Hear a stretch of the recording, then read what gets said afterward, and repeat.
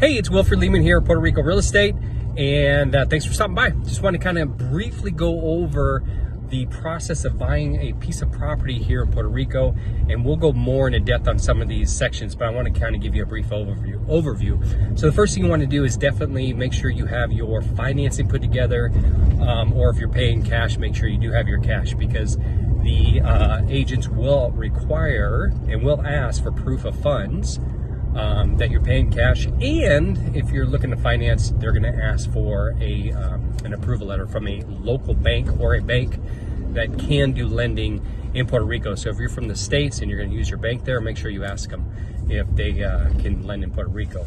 Then once you're done from there, then it's time for the search. So you definitely want to pick an agent that is going to respond to you, going to return calls and things like that. But you got to understand about the search here. They don't use the MLS like you're used to probably in the States. It's very underutilized. So there's about 5-10 websites you have to go through just to get those listings. So once you find a house, then you make an offer.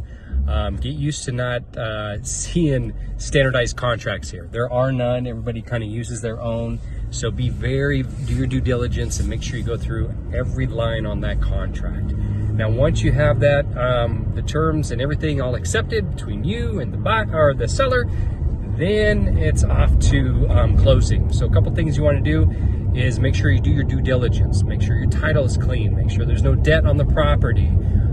Get a home inspection. Even if it's a brand new house, get a home inspection. And again, we'll go through more in depth on these in another video, but I just want to kind of briefly go through this.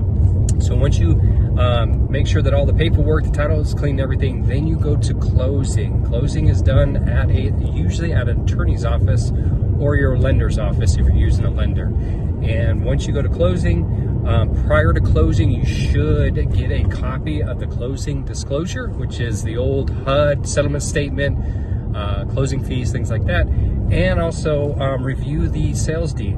Make sure you review those before you go to closing. And again, we'll go through a video on why that's so important. And then once you go to closing, you'll get your sales deed, the keys to the house, hopefully, or the title to the property, and then the property is yours. But there's still a couple extra steps that are super important after you close, and that is to make sure that everything is registered at the registry and through CRIM. The attorney is supposed to do that, but not always gets it done. So it usually takes about 2 to 3 months for that to happen. So basically what you want to do is just call up the attorney, the closing attorney, and make sure they had it done. And if they did, make sure you give proof. If they haven't, then you got to get on their butt to make sure it gets done, because you did pay them to make sure it gets done.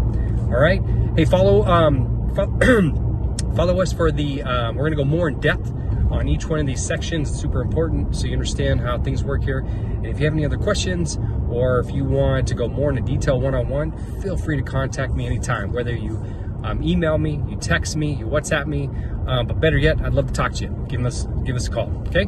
Talk soon. Have an awesome day, and thanks for stopping by. Until next time. Take care.